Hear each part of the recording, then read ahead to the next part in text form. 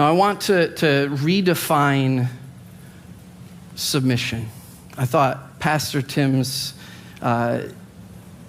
illustration of a yield sign was perfect, especially in a culture where we ignore the yield sign. But yielding is what it means to submit. It's choosing to go along with someone else's leadership. It's giving them the right of way. I heard a pastor this week say that to submit to someone is to join in their mission, to go along with where they're leading. I had a young man come up to me one time, and he was distraught because the girl he wanted to marry wasn't submitting to him. And first of all, this passage wouldn't even apply to their relationship because they're dating. They're not married. She's under no obligation to submit to him. But part of the problem was not that she wasn't willing to submit to him. She said, if you actually lead me, if you can actually make decisions, I'll follow you. But he was incapable of making decisions. See, there's a lot of people that want others to submit to them, but their mission isn't big enough for anybody else. They have a single focus, and that's themselves. And maybe they'll bring other people along, but usually it's just to support their own mission. I think every single one of us in this room is willing to follow a leader who has a big mission, that there's a mission and a place for us to come alongside. Many of you are members of the church. You came and you decided to submit yourself to our governing documents. You decided that you were willing to submit yourself to the elders and to the board because you believed in the mission. That's what leaders need to do, is they need to be people who have a vision and a mission that is large enough for other people to join. And so if you want someone to submit to you, build your vision. Stop blaming other people for not submitting. And again, just to recap what Pastor Tim said last week. In no circumstance, whether it's governments, whether it's masters, whether it's within a marriage relationship, we are never told that it is okay to go against the word of God by submitting to a leader that's above us. God is our first leader. He is the one that we're following. There is no one else that gets priority over him. Every decision to follow someone has to be run through the scriptures and the understanding of who Jesus is. And if what they're telling us to do is not in contradiction to what Jesus says, then we happily submit and choose to go along with their mission. See, this is the hope that Peter is leading us to. It's the same exact hope that Jesus gave us.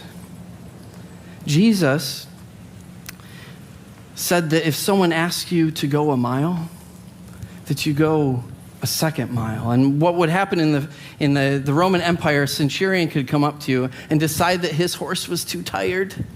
And so he would give you the pack and all the stuff that the horse was carrying, and you got to carry it. But they were only allowed to make you go a mile. And Jesus said, you know what? Go ahead and choose to submit and go a second mile, because they can control you up to a mile, but they can't control you past that.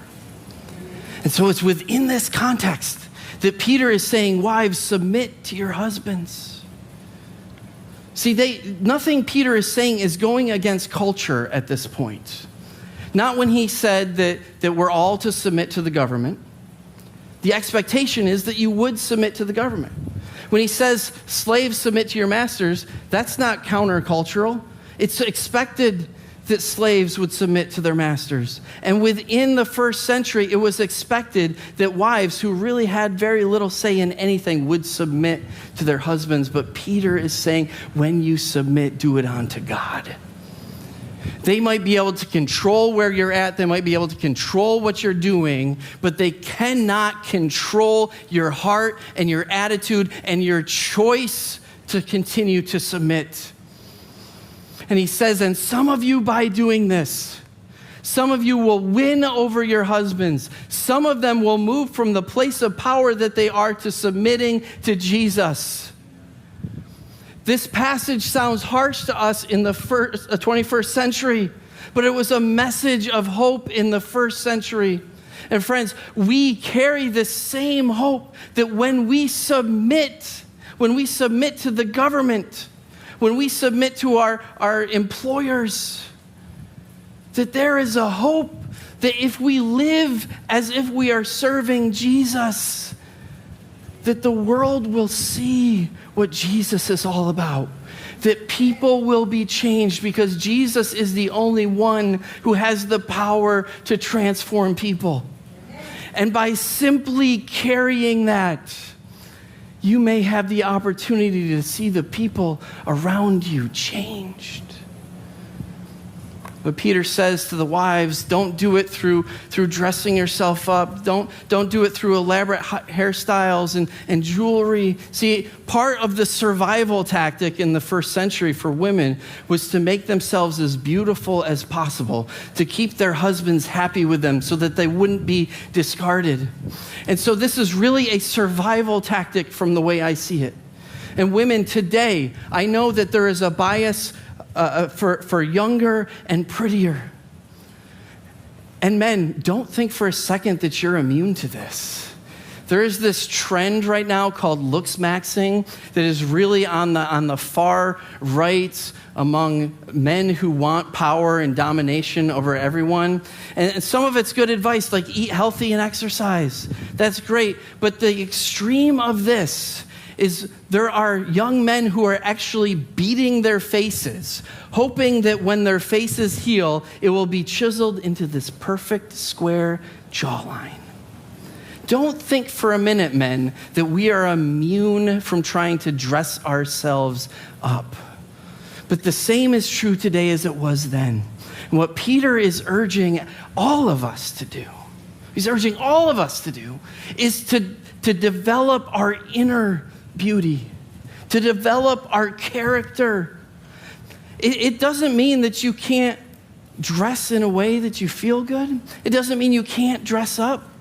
I love it when my wife dresses up for me.